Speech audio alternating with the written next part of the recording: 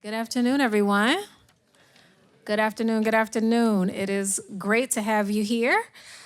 For those of you who I have not yet met, my name is Dr. Tamika Hobbs, and I am the manager here at the African American Research Library and Cultural Center, or what we affectionately call AARLCC. We are a proud part of Broward County's Library Division, serving as one of 2 flagship locations out of 37 branches. And for the last 23 years, through its collections, exhibitions, programs, and partnerships, AARLCC has performed the work of collecting, preserving, interpreting, and most of all, celebrating the history and culture of African-descended people. Part of that work includes preserving the legacy of those individuals with roots in this community who have achieved outstanding accomplishments. This afternoon, we are here to memorialize, remember, and uplift the legacy of the one and only Dr. Niara Sudarkasa. Last year, we instituted the very first memorial lecture in her honor. As a part of our stewardship of her archival collection that is kept right here in this building upstairs in our archive, it is our intention that this becomes an annual signature event celebrating her legacy. And with that, I'd like to officially welcome you to the second annual Dr. Niara Sudarkasa Memorial Lecture. Round of applause for that.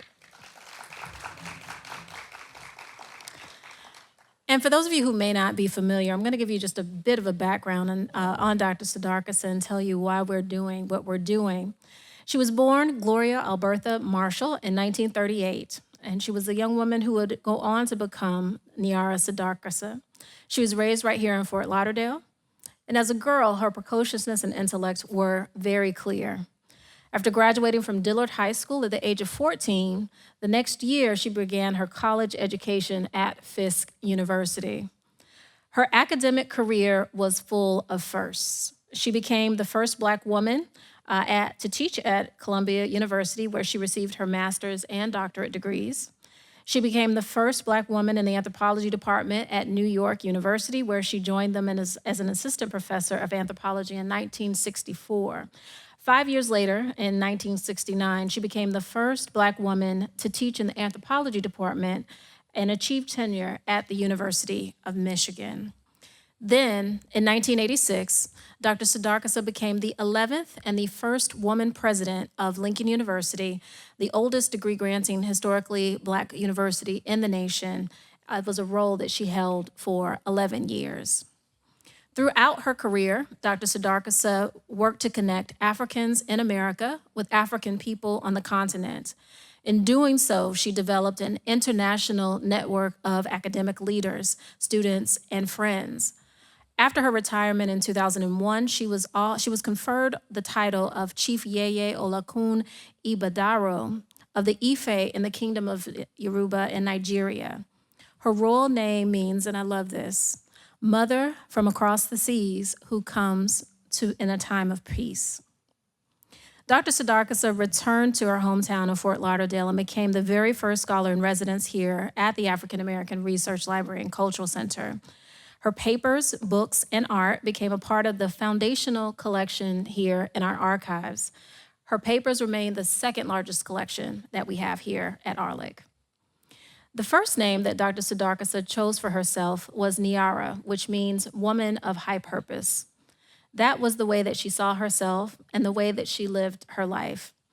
Dr. Niara Sudarkasa was truly a brilliant scholar, and a student accomplished administrator, a visionary cultural ambassador, a dedicated activist, an inspiring mentor, a committed community pillar, and a bridge builder. Thanks to all of you for being here with us on this momentous occasion as we pay tribute to her most worthy legacy. Tonight would not be possible without a few people. First, I'd like to acknowledge the man who made this facility possible. I see Sam Morrison came in. Hi, Sam. Please wave to everyone. Always wonderful to have you here. I'd also like to acknowledge Allison Grubbs, who is the current director of Broward County Library. She intended to be here but had an emergency and let me know that she would not be able to join us, but that was her intention. Last but not least, I want to allow you to hear from the representative of an organization without whom this building would not be here, and we wouldn't be here this afternoon. And that, of course, is the Friends of AARLCC. For the last 23 years and beyond, they have been a driving force to raise funds for this facility, but also to make sure that we have excellent programs to bring to the community. Representing the Friends of AARLCC this afternoon is D. Renee Benson, who is the first vice president for the organization. Please give her a round of applause as she comes forward. Good afternoon, and thank you so much for all these beautiful faces in the audience today. I am here to welcome you on behalf of the Friends of AARLCC. I have the distinct honor of welcoming you all here, each and collectively, to honor the great life and the works of Dr. Sudarkasa, the second annual celebration of Dr. Sudarkasa here, and hopefully we'll have many more with your continued support. We are truly grateful that you chose today to be in the seats. And I don't believe in coincidences. I believe you're here because you're here to receive the word and the message that Dr. Rosalind Clark, artist, has for us today. And upon receiving that message, the only ask is that you go out and you share that message with someone else. That's how we continue to do the things that we need to do in our community to share and to uplift. I have another request in that if you're not a friend, think about being a friend. It's great to be on this side doing great work so we can continue the legacy of AARLCC and the things that they do within our community. Next week, the 25th, we'll be honoring the AARLCC, the 23rd anniversary, and the great things that Sam Morrison has done here. And the program begins at 4:30, so please be a part of that and also be a part of the Friends. I thank you so much. I welcome you. Enjoy, relax, take in, and give back. Thank you.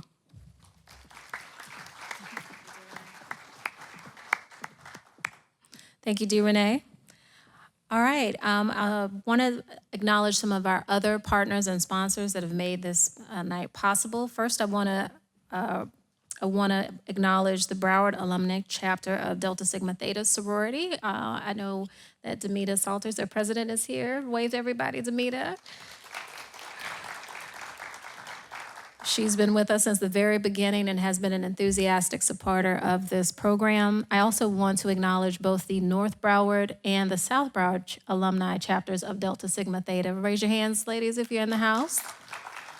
Thank you for being here. Thank you for the support. We had some elected officials in the audience, I do believe. We had Commissioner Clark. Is Commissioner Clark still with us?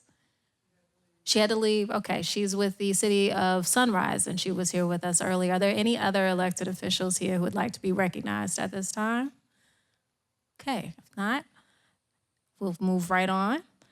The cornerstone of our work to promote the legacy of Dr. Sudarkasa is the archival collection that we house upstairs in our vault. Here to tell us more about that collection is Aaron Purdy, Senior Archivist for Broward County Library's Special Collections. After Aaron, you will hear from Stephanie Croney, our graduate fellow here at AARLCC. Since April, Ms. Croney has focused her work not only on processing, but interpreting the records of Dr. Sudarkasa's life and career. Please put your hands together for Aaron and Stephanie.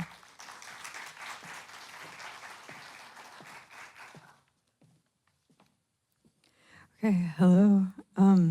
As Dr. Hobbs mentioned, I'm Erin Purdy, the archivist for the Broward County Library Special Collections Department. Our department actually includes 3 separate archival repositories. The oldest is the Broward County Historical Archives that was established in 1974 by the former Historical Commission. That's our local history repository. We also have the Bienes Museum of the Modern Book. Both of those are housed at the main library downtown. The third and youngest repository, but maybe don't tell anybody, the most special in my opinion, is the AARLCC Special Collections, which opened in 2002 with this library.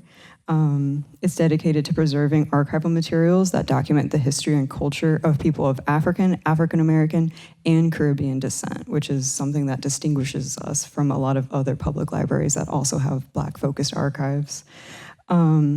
In the vault upstairs on the second floor, we currently are preserving more than 90 open collections that are open to researchers, and those come from over 250 donations of materials.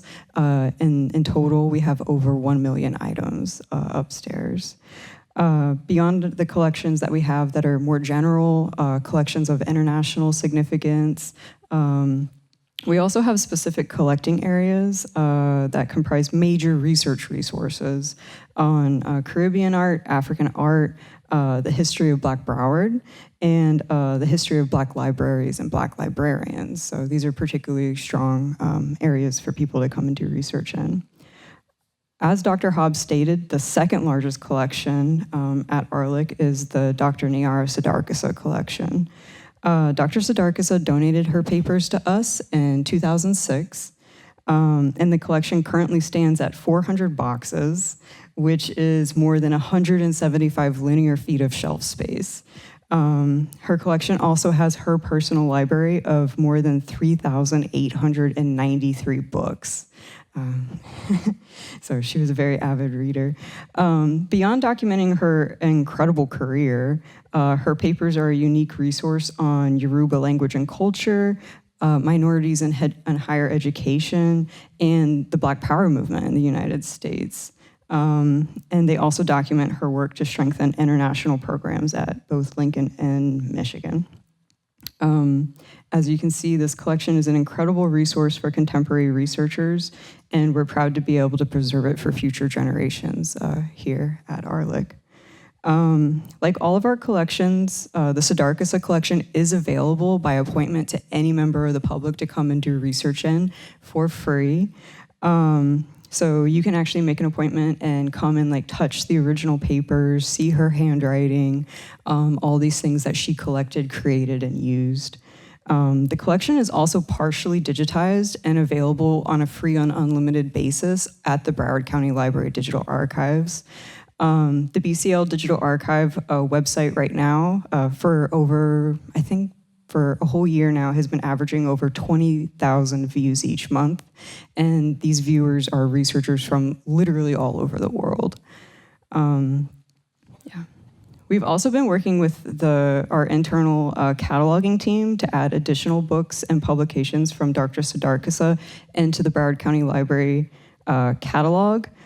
They've done a really excellent job, not only cataloging the items like we do all of the books here in the library system, but they are adding detailed information about any inscriptions, signatures, and other inclusions and markings in the books.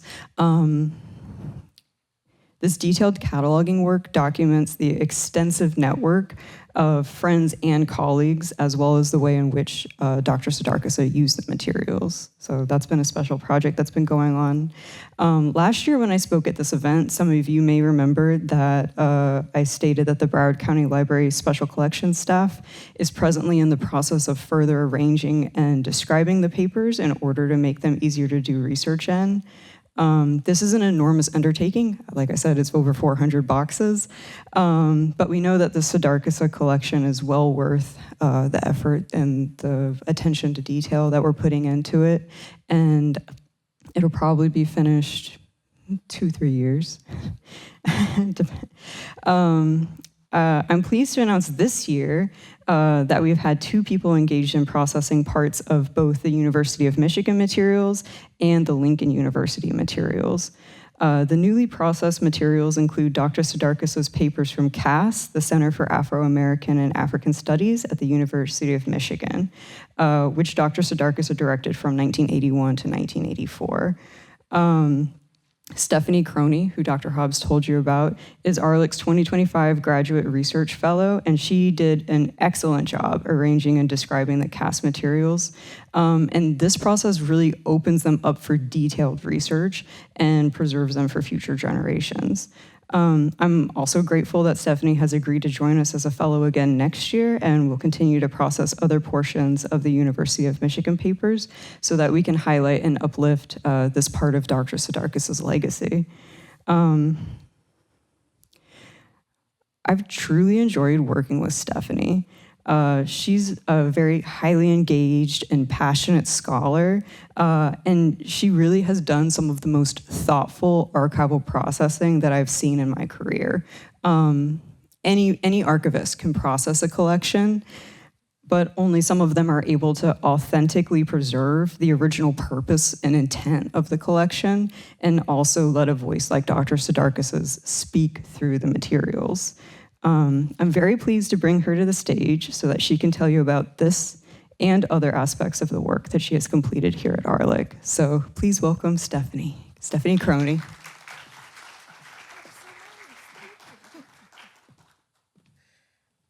Good afternoon, everyone. So my name is Stephanie Croney, and I am one of the graduate fellow recipients here at AARLCC. I've been assigned to the special collections of Dr. Niara Sudarkasa. Specifically, I have processed her professional papers from the University of Michigan's Center for African American and African Studies, as well as sorry, I'm a little nervous, as well as documents that speak to her involvement in the Black Action Movement.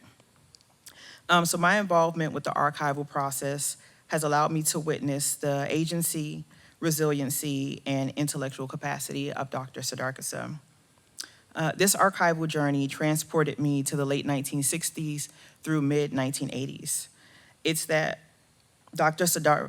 And what I've gathered is that Dr. Sudarkasa possessed a profound understanding about the significance of members throughout the African diaspora, taking up space in institutions of higher learning with integrity, conviction, and vision. Access to these primary sources has inspired me to creatively develop a project that examines the archive as a house of memories. I will present my findings later this month at Tougaloo College in Mississippi at the Black Women and Girls in Intellectual Thought Symposium. I've also begun curating a digital repository so researchers and educators and the public can also engage with Dr. Sudarkasa's legacy. I will speak to this project next month at North Carolina A&T State University. It's been an honor and as well as an emotional opportunity to illuminate the extraordinary legacy of Dr. Sudarkasa. For me, her archive is not just a collection of the past, it's ancestral instruction on how to navigate forward. Thank you.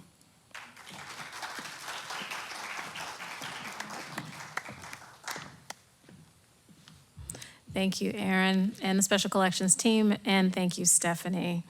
I'd just like to take a moment and recognize all of the individuals who've been a part of the steering committee to bring all of this wonderful work forward. I did already acknowledge Demita Salters. I see in the back one of our staff members, Dr. Ramona LaRoche. Dr. LaRoche is the supervisor of Adult Information Services here. Stephanie has been a part of that as well, and we've been working with the members of the family. I should also acknowledge Erin for her leadership in that group. We want to thank all of them for your contributions in helping this day come forward and all of the things that we're going to do in the future to support the legacy. Let me see now. We have been working, as I mentioned, with the family intimately to get their advice and to follow their wishes on what they want to see from us as the stewards of the Dr. Niara Sudarkasa collection. And you're going to have a chance to hear from two of those family members. First, Michael Sudarkasa, who is the son of Dr. Sudarkasa, is the Chief Executive Officer of the Africa Business Group.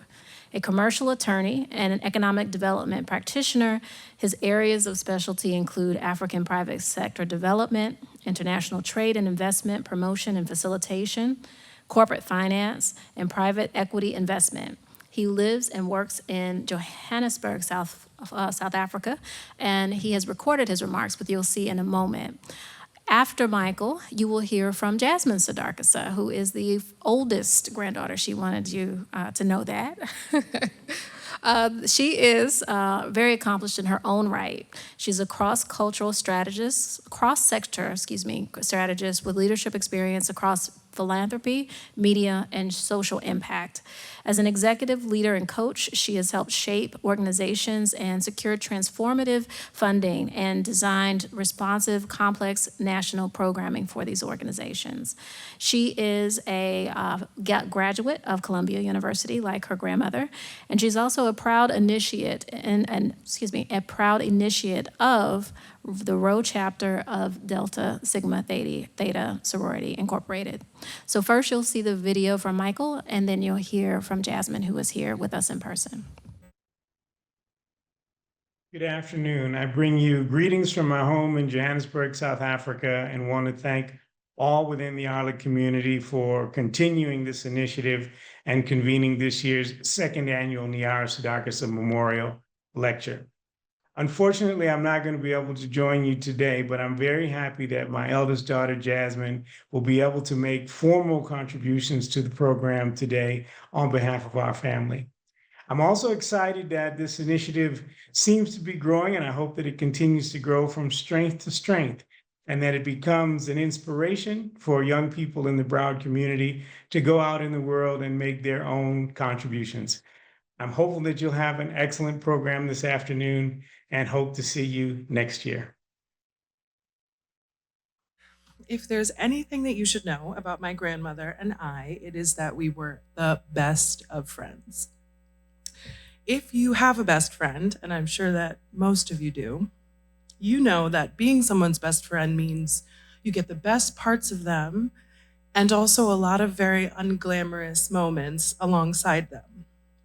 In fact, the first time that I heard about this library was one Saturday in 2005 when she woke me up too early, by the way, to go through her storage unit to get her papers for the library.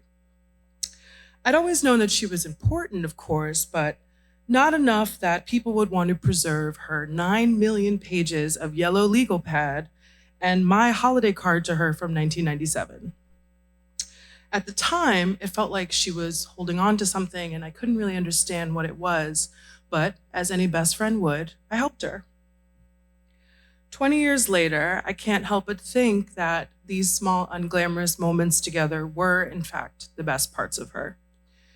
Her need to hold on to absolutely everything, her love for her hometown of Fort Lauderdale, and her belief that the most ordinary parts of Black stories, of our stories, were worthy of a place in the highest institutions is the reason why we're gathered today.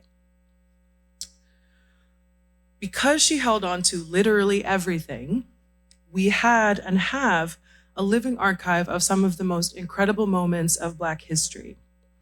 I went to college with a particularly fire vintage sweatshirt that said Shirley Chisholm for president.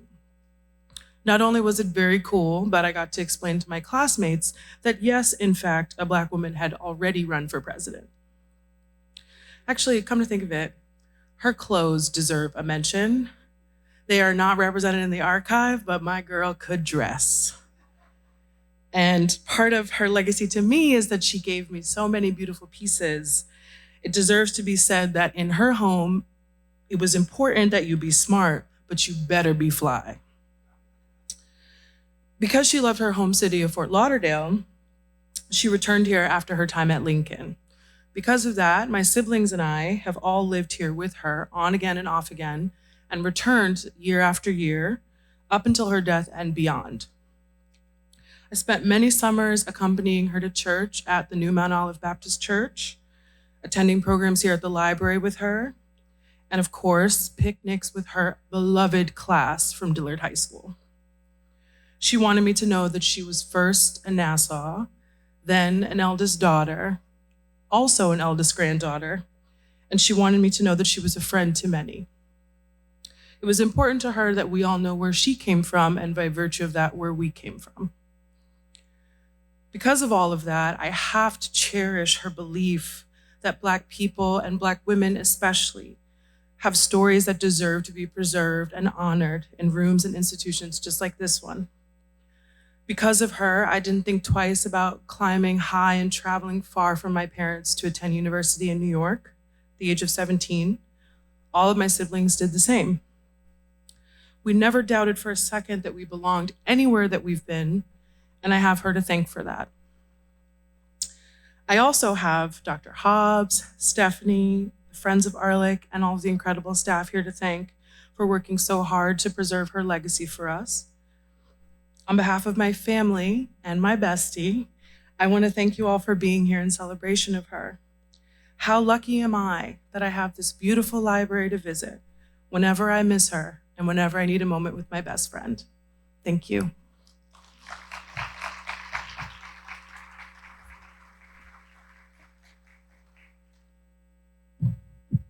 That was truly a beautiful tribute.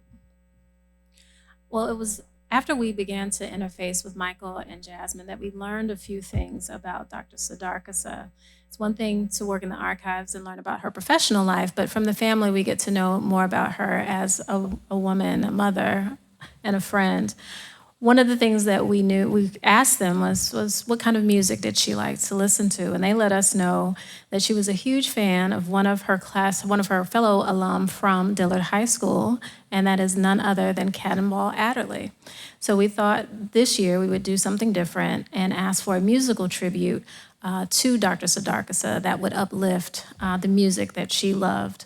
And of course, we tapped our friend here at AARLCC, Randy Corinthian, to do that for us. I'll tell you a little bit about Randy. He is the CEO of the RC Music Group and is a saxophonist, producer, and educator with over a decade of groundbreaking contributions to the music industry. His performances at prestigious festivals and events globally attest to his versatile talent and enduring influence on the music scene. Along with his musical endeavors, Randy is dedicated to community service, education, and leadership, as well as making a lasting impact on and off the stage. He currently serves as the president of the Old Dillard Foundation, where he works to preserve and promote the legacy of that historical institution and its graduates. Please put your hands together and welcome Randy Corinthian to the stage. Good afternoon. I do feel compelled to speak just briefly. Dr. Sudarkasa and this memorial lecture and the connection to Cannonball Adderley is one that's personal to me.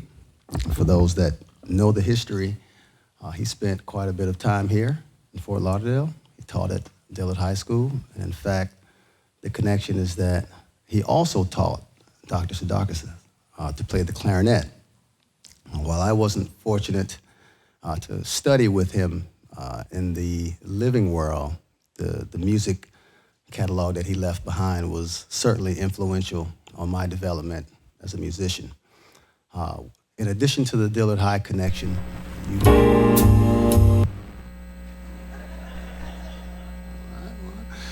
you may be aware that he's also a Rattler alum, Florida A&M, which I too am a Rattler alum. So this is a great honor and privilege for me to be here today to share this influence that he's had on my life and my career. And for all of my aficionados in the audience who may immediately recognize that that tune is not a Cannonball tune, it is, however, a Miles Davis piece, which was my very first introduction to Cannonball Adderley.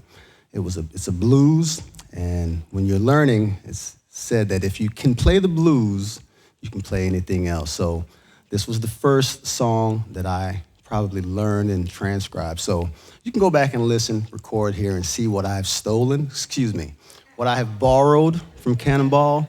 But hopefully you'll enjoy this, and let's get this show started. Thank you.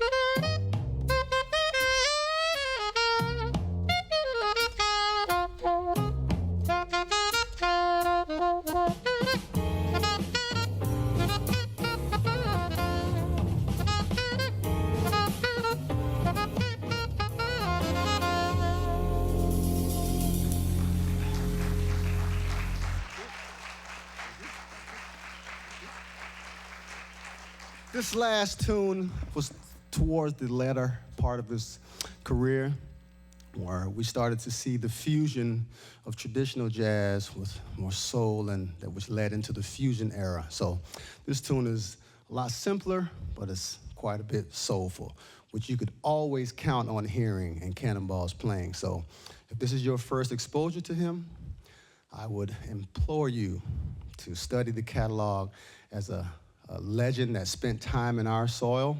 We want to know him and preserve his legacy as well, especially since he taught the good doctor, right? That's peace. Let's do it.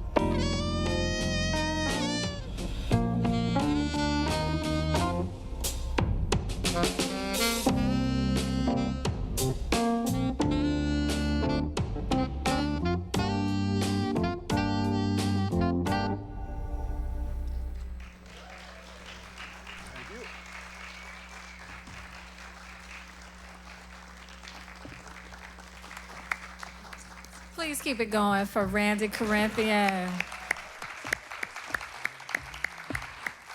He is absolutely wonderful, and we thank him for being here.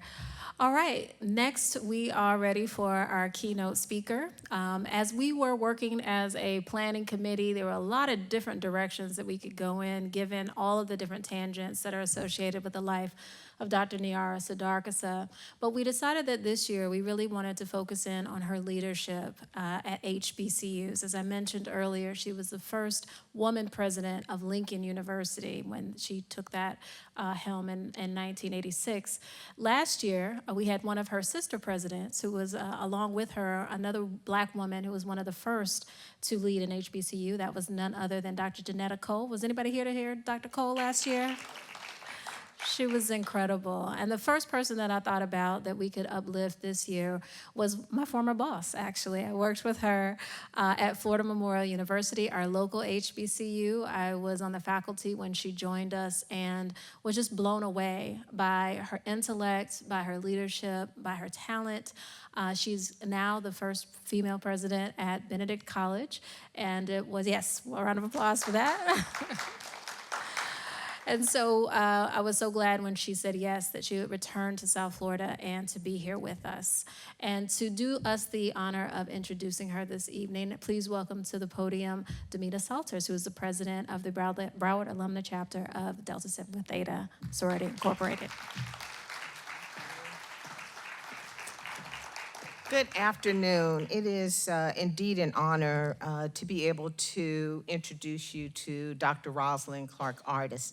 And before I get started, I want to say, when I was researching what I would present this afternoon, I want to say that this is a bad sister girl because not many people, and she has her own Wikipedia, and it's not just a one-liner. So when you go to get information about individuals, if you see a one-liner, okay, it's good, you have your name there, but if you have your vita there and it tells you more about who you are and what you're doing in the world, that says a lot for the person.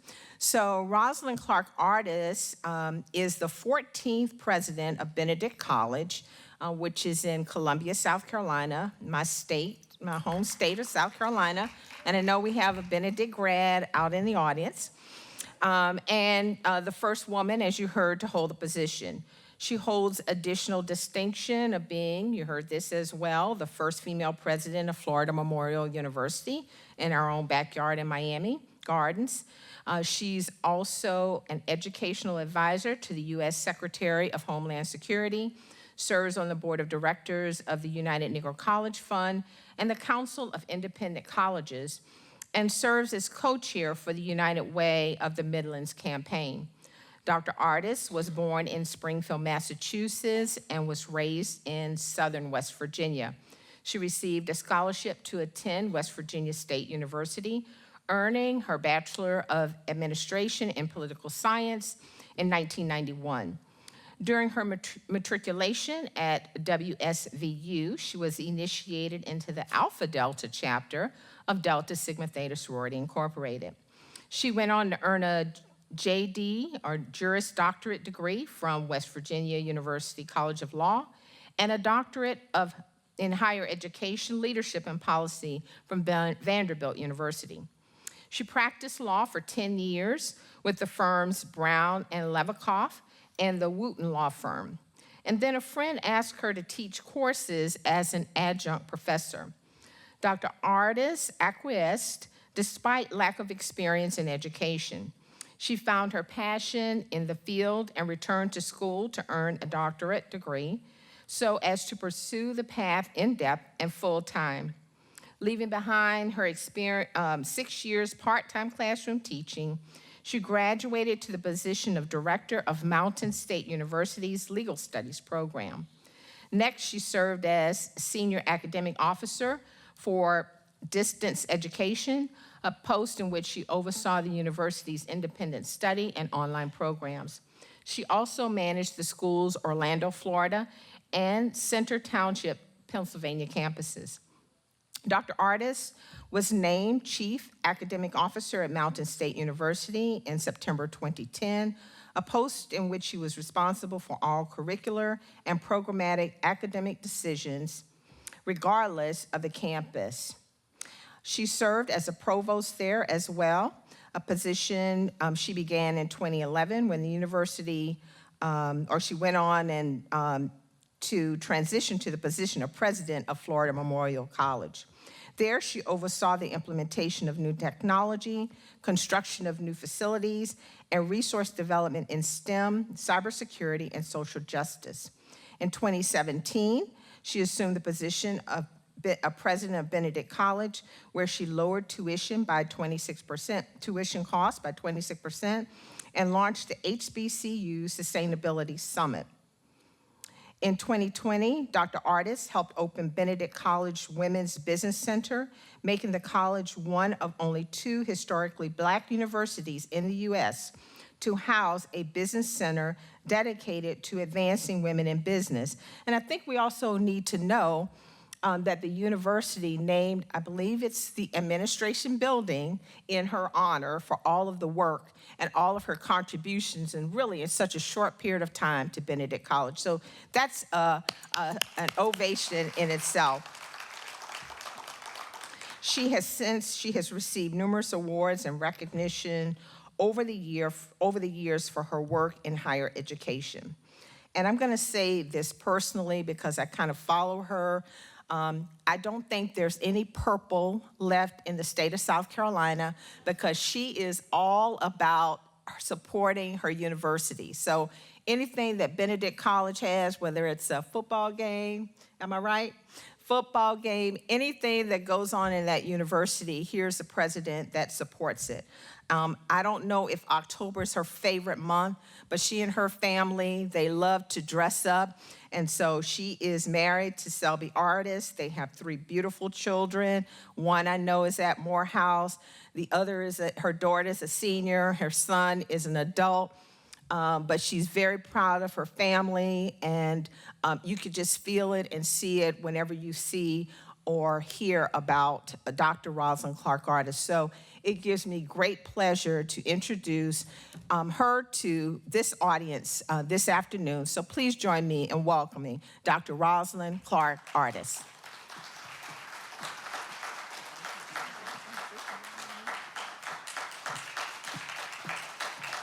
Well, good afternoon, good afternoon, good afternoon.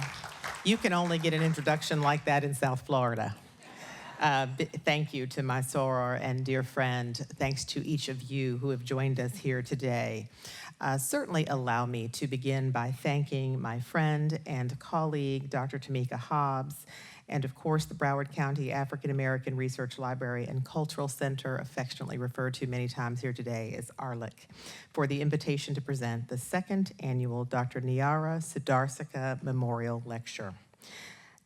Speaking of HBCUs, I think there was lots of mention of HBCUs, and as a scholar of female HBCU leaders, this is a profound honor for me. The legacy of Dr. Sudarkasa is one that lives large in the minds of all women who deign to lead historically Black colleges and universities. So the opportunity to present on her behalf, in her stead, and in her memory today is indeed a blessing for me. Want to acknowledge all of the family members of HBCUs that are here today. We have friends from Florida Memorial University. We have friends from the Benedict College, the HBCU that put the BC in HBCU. I met colleagues from Tuskegee University here earlier on. And to all the members of the HBCU family, if I have not acknowledged your respective institution, charge it simply to I was late to the reception, and so I didn't meet you all. But it's certainly not an attempt at an oversight, as each institution in the HBCU family has an important legacy and history. You know, as we think about legacy and history, it's important to note that Dr. Sudarkasa is one of the longest serving women HBCU presidents in history. In fact, she was the 8th longest serving woman president in the history of HBCUs.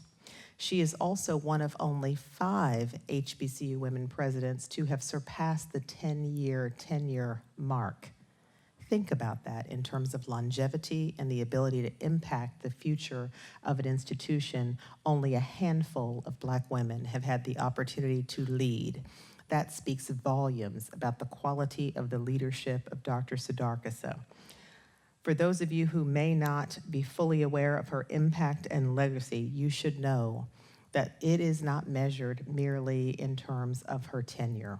While I've made note of her tenure because it is remarkable within and among women leaders, it is not the measurement of the quality of her leadership. Rather, the substance of her leadership is what we celebrate here today. It is my delight to amplify the work of my sister president. As Dr. Hobbs stated earlier, she was born Gloria Albertha Marshall in 1938. Reared in a Bahamian household where education was not merely a luxury, but was rather considered a lifeline. She ascended through the ranks of scholarship and institutional leadership, but never lost her bearings, nor did she ever forget where she came from. Rather, her upbringing provided the rich context for her strong commitment to excellence. Today, we honor her life, and more importantly, we draw from her wisdom, which I firmly believe we need now more than ever. My dear, we miss your grandmother.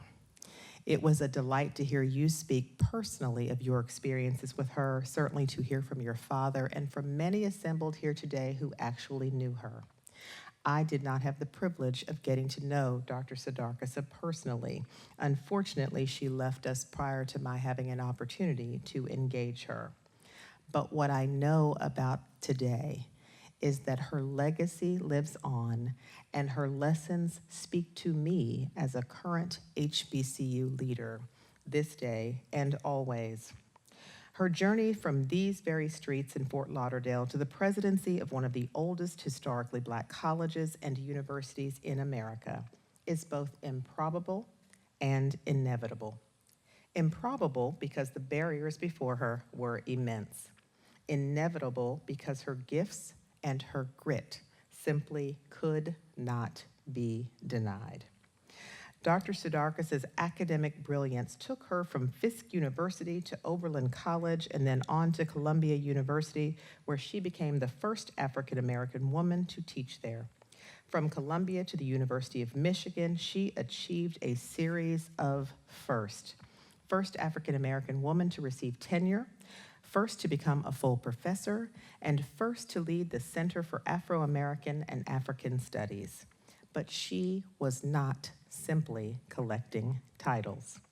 She was expanding the intellectual space for African and African-American scholarship. Her scholarship insisted that African-descended peoples be studied on their own terms without distortions and deficit-based narratives. Her books, Where Women Work and The Strengths of Our Mothers, did more than fill library shelves. They provided a framework for understanding Black life that validated the complexity, resilience, and resourcefulness of our people. In The Strength of Our Mothers, she wrote, and I quote, "Black families are not broken. They are bent toward survival, rooted in a network of kin who share resources, responsibilities, and love." In the HBCU context, this is a powerful affirmation that the communities from which our students come are not to be considered liabilities, but fixed strengths to be honored, revered, and acknowledged. Her very strong ideas about globalization, identity, and leadership are equally timeless. In our world today, where migration, displacement, and cultural erasure press upon us consistently, her insistence on rootedness and intellectual and social sovereignty remains urgent. For example, when Dr. Sudarkasa affirmed, quote, "The history of Africa and her diaspora must be seen not as parallel, but as intertwined strands of the same fabric." She was challenging us to reframe how we conceive identity, belonging, and intellectual affiliation. Her fieldwork among the Yoruba women exposed how trade, kinship, and gender interlocked in systems of social reproduction. She argued that economic activity and family life were not separate realms for women. Rather, they exist in intimate relation one with the other. Her scholarship did more than document the labor and contributions of women. She dignified and liberated it. Today, we see examples in entrepreneurs like Amira Rasoon, who founded Folklore, an e-commerce and wholesale platform for connecting designers from the Africa and African diaspora to global markets, affirming that Afrocentric identity plus market need equal viable business outcomes, affirming that entrepreneurship that roots itself in cultural identity can fill market gaps and drive value. Niara would have been proud, and it is precisely this type of self-agency that she sought to develop in her students at Lincoln University. In 1986, Lincoln selected Dr. Sudarkasa as its 11th president, the first woman, as you know, to hold the title. Her appointment was historic, but her vision was revolutionary. She viewed Lincoln as more than an institution. It was a living testament to the African diaspora. She reminded her students that the same university that educated Thurgood Marshall and Kwame Nkrumah could cultivate the same excellence in each of them. It was aspirational. She declared, quote, "Historically Black colleges and universities must be both custodians of our heritage and architects of our future." What, Pertel, did she mean by that? I'm so glad you asked. Our institutions are sacred because they hold stories of our becoming. We must preserve the DNA of a people who refuse to be defined by their oppression. Every hymn sung in our chapels, Mel White, every portrait that adorns our halls, every lesson passed from scholar to student are acts of remembrance and resistance. We hold the history not as relics of the past, but as reminders of who we are. But heritage alone is not enough. We must be architects of the future. Our task is to ensure that the legacy of Black education does not only live on in museums and archives, but in modern laboratories, startup incubators, research consortia, and international classrooms. To be custodians and architects means holding tensions, honoring our roots while reaching for the sky. It means building with reverence and leading with vision. It means ensuring that our students inherit not only the memory of what their ancestors built, but the means, ability, capacity, and pride to ensure they build more. Beyond holding us accountable to legacy building, at Lincoln, Dr. Sudarkasa expanded the university's global reach, recruited African scholars, strengthened academic programs, and connected African American students with their continental counterparts. Her administration introduced a global faculty exchange, revitalized African studies, and increased minority recruitment across the U.S. and abroad. She elevated Lincoln's academic reputation, improved its infrastructure, and positioned the university as a bridge between Black America and the African diaspora. Her tenure was not without challenge. She faced state funding struggles, governance disputes, and institutional politics. But her resilience taught us that reform is never easy, especially when you dare to dream beyond convention. And yet, her presidency left indelible marks: international partnerships, modernized academic structures, and a renewed commitment to excellence rooted in identity. From her Lincoln years, we draw 4 enduring lessons that speak directly to the modern realities of higher education. First, vision requires risk. Dr. Sudarkasa reimagined Lincoln University as an international university when few dared to do so. She saw Black excellence as global. The modern HBCU continues that legacy. HBCU students engage with the world not as visitors, but as contributors, bringing cultural depth, moral clarity, and intellectual rigor to our global problems. They remind the world, even in this anti-DEI moment, that diversity is not an acronym or slogan, it is a strength. Dr. Sudarkasa knew that. Second, she taught us that reform is costly but necessary.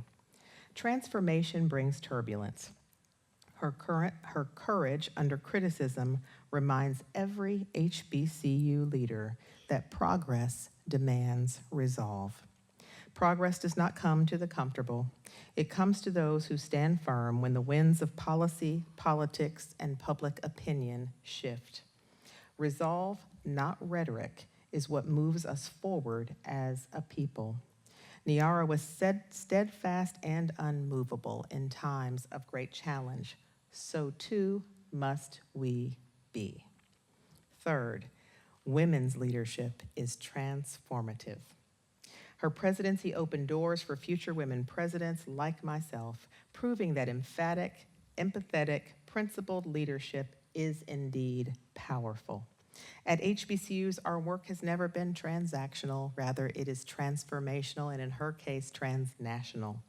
We stand at the intersection of heritage and hope, stewarding institutions that were built not just to educate, but to heal and to liberate.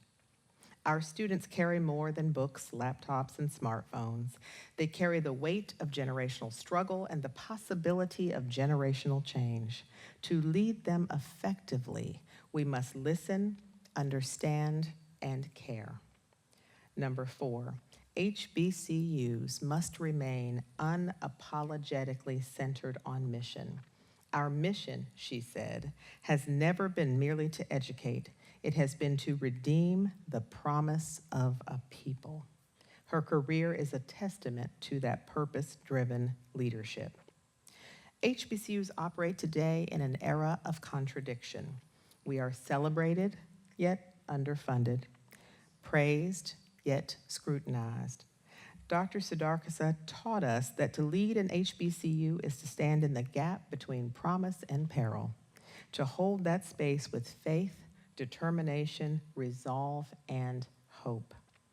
I believe she foresaw the debates of our time. The politicization, excuse me, I know how to pronounce that word, of diversity. I'm so taken by the moment. The erosion of trust in higher education and the fragility of democracy itself. Her counsel endures to this day. Quote, "Do not yield the ground of truth. Do not compromise the calling of education. Teach the truth as if our future depends on it, because it does." She was prescient. She saw the future. She knew what we might be facing. In a world obsessed with competition, Dr. Sudarkas's globalism was rooted in kinship, collaboration, engagement one with another. She believed that every HBCU must cultivate what she termed a passport of purpose. She insisted that our students need to travel, to Lagos, to Accra, to Dakar, to hear their names pronounced in the languages of their ancestors, to know that they are not minorities in the world, but part of a multicultural majority. She believed the liberation of the Black mind is not an American project. It is global in its impact and its urgency. Her educational philosophy was simple but radical. Education should affirm identity, expand intellect, and ignite responsibility. She saw education as a moral act, to awaken both consciousness and competence. She told her students, and I quote, "The true graduate is not the one who leaves with honors, but the one who leaves with purpose." If Dr. Niara Sudarkasa could stand among us today, in this moment, when education itself is under siege, when the teaching of African American history is being sanitized, when diversity programs are being dismantled, and when the very legitimacy of equity is being questioned, she would not be silent. She would look directly into the faces of every Black woman and man leading an HBCU today, from Spelman to Benedict, from Lincoln to Prairie View, and she would speak with both urgency and with love. She would say, "You are the inheritors of a sacred duty to preserve the intellectual freedom that our ancestors bought with their chains." Dr. Sudarkasa would remind us that the work of Black education has always been contested. It has never been easy. From the days when teaching enslaved people to read was a crime to now when teaching honest history is branded as radical. The struggle has merely changed its costume. She would urge us as women leaders to stand unflinchingly in the face of political headwinds and to teach anyway, to fundraise anyway, to innovate anyway, and to love our students fiercely anyway. Courage, she once wrote, is not the absence of fear, it is the presence of conviction. Her message for women who lead today's HBCUs would likely be clear. Lead with your scholarship. Let intellect be your armor. Her intellectual and scholarly attributes are evidence of the value she placed on intellectualism. She was thoughtful. She was brilliant. Be visionary and vigilant. Governance is not glamorous. It is grit. In a world dominated by social media, I believe she would implore us to pursue tangible outcomes rather than the illusion of popularity. Stand in sisterhood. We are collaborators, not competitors. Those who had the privilege to know her understand that she believed deeply in the power of sisterhood and solidarity. That was her example to each of us. She would teach us to reclaim our narrative, to tell our own stories, and to tell it boldly and loudly to all who would hear. She would tell us to teach through the storm. The classroom is the last bastion of free thought in America and, in fact, globally.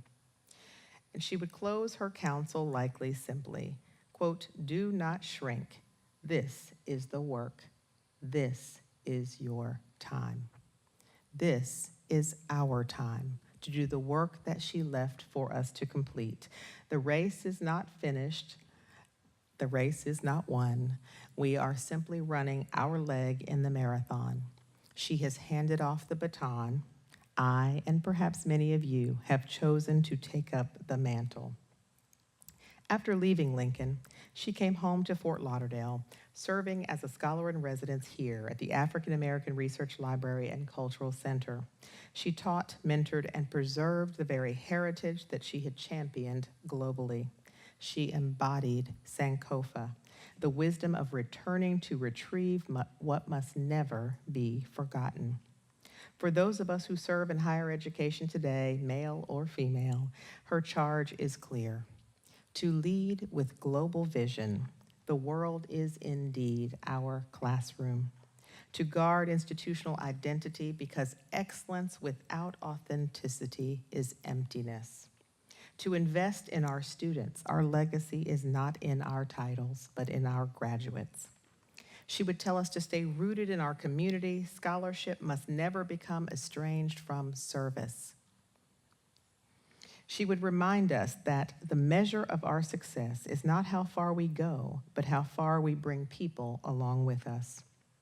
As we honor Dr. Niara Sudarkasa today, let us remember that her story is not merely history. Though we are stewards of her legacy and the beautiful work being done here and preserved at AARLCC, our work, her work, was merely a map. It was instructive for each of us. It shows us what it means to build, to fight, and to believe when the world tells you to shrink. As I reflect on her life through my own lens as an HBCU president, I see Dr. Niara Sudarkasa as the perfect intersection of intellectual mastery, cultural stewardship, and transformational leadership. She showed us that HBCUs are not simply relics of the past, they are engines of the future, shaping minds, affirming identities, and producing leaders who, like her, dare to stand on the world stage and speak truth with authority. Today, let us honor Dr. Niara Sudarkasa not only with our applause, but with our commitment to sustain and strengthen our HBCUs, to keep them bold, relevant, and unapologetically excellent. She proved that excellence is our best defense and education our most powerful weapon, and culture is our eternal crown. Let us don our crowns and continue her work, teaching, leading, and lighting the way forward. We too are heirs to her calling. We too are architects of the future. And like her, we are not relics. I got a few miles on me, but we are not relics. We are revelations in our own right. The future is ours. The story is yet to be written. But thanks to Dr. Niara Sudarkasa, we have a roadmap, we have instruction, we have commitment, dedication, and because of scholars like her, we have a purpose. To God be the glory for her legacy. Thank you.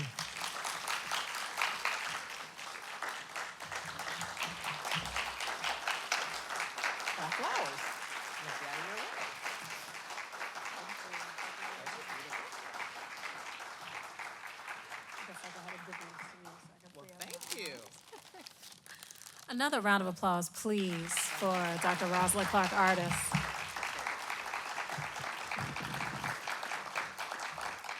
Extremely necessary reflections on this moment through the lens of the life of Dr. Niara Sudarkasa and your own brilliant leadership. Thank you so much for being here with us. I'm going to invite Demita Salters back to the stage to help me make this presentation to you. You already have your beautiful bouquet. Thank you very much. But we also have a plaque for you for this moment, and it reads, from the Broward African American Research Library and Cultural Center, in grateful recognition, presented to Dr. Rosalind Clark Artist, keynote speaker at the second annual Dr. Niara Sudarkasa Memorial Lecture.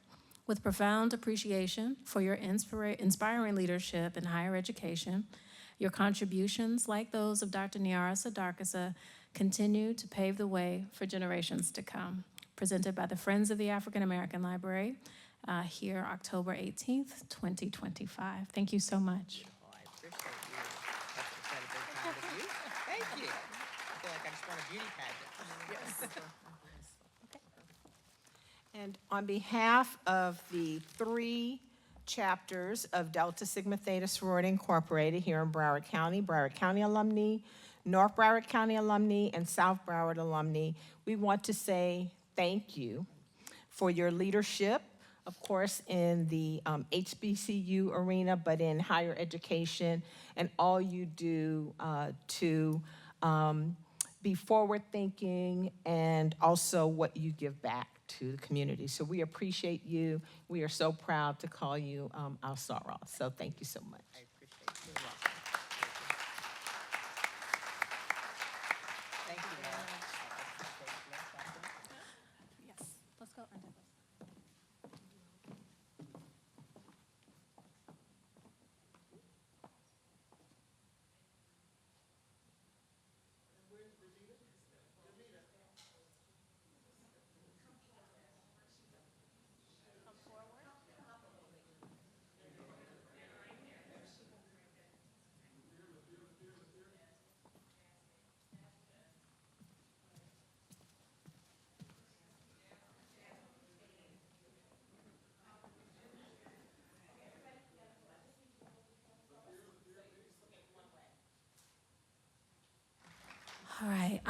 don't know about you, but my heart is full, my head is full, and more than anything, we have our charge. We have our notes on what we need to be doing in this moment. What I heard from Dr. Artis that really sat with me is about this moment in time that we're in. She talked about the urgency of now, and she talked about meeting this moment with love. And I don't know about you, but doing this work, being at a library in a time where people don't want you to read certain things, being at a place that celebrates Black history when people have problems with that, you need to hear that. We need to hear that. And I'm here to tell you that the African American Research Library and Cultural Center is here to stand, but we will stand as long as we have supporters. And so your presence, whether it is just attending our events or becoming a member of the Friends or your contributions, help us to really stay here to weather this and to continue to advance the work that we all know that we should be doing. We talk about historically Black colleges and universities. I consider AARLCC to be a historically Black institution. And it's really important the work that we do here. And through this lens, it is really informing so much of the work that we are doing here. If you were here earlier today, you would have seen our lobby just full of families and students. It was the Paving Pathways block party that was put on by Equal Path Solutions. Saisha Delaveau is the founder and the leader. She did a tremendous job. It was wonderful seeing those families so excited and so engaged, getting information, preparing their students for school. But we partner with Saisha. She's actually one of the co-directors of a new project that we have here at the African American Research Library and Cultural Center. We received a $300,000 grant from the Helios Foundation. Yes, round of applause for that. That has allowed us to establish what we call the Aspire Academy. And with that funding, we are going to be able, for the next 3 years, serve as a college readiness hub, serving 10th, 11th, and 12th graders, getting them ready for college, helping them prepare for the admissions test, helping them to prepare with the classes that they're taking now, helping them psychologically to be ready for the collegiate experience. And we are so very happy to be able to do that. Just know, I say that to you to let you know what we're doing, and to let you know that we are committed to paying it forward for the next generation of young Dr. Niara Sudarkasas in this community. The other thing that I would like to share today is a special announcement. It comes out of the ideation of the steering committee around this particular project with the Sudarkasa collection. And we thought, what better way to continue to pay tribute to Dr. Sudarkasa's legacy than investing in the next generation of scholars. And so at this moment, I would like to announce that we are going to be inaugurating the Dr. Niara Sudarkasa Memorial Scholarship. Yes. And there should be a slide with a QR code. Can we get the slide on the screen? We are now accepting applications for individuals who would like to apply for this. Now, it is open to folks who are in graduate school, whether they're pursuing their master's or their doctorate degrees. And we are aligning this with the fields in which Dr. Sudarkasa represented: international education, cultural anthropology, Africana studies, writ large. But if you know anyone, or if you yourself are in graduate school and would like to apply, please scan the QR code, take this information, share it with someone in your network. The applications are due December 31st this year, and we hope to announce that award in January of 2026. So we are very, very excited about this next foot forward in the celebration and the commemoration of the legacy of Dr. Niara Sudarkasa. Do we have the slide? Okay.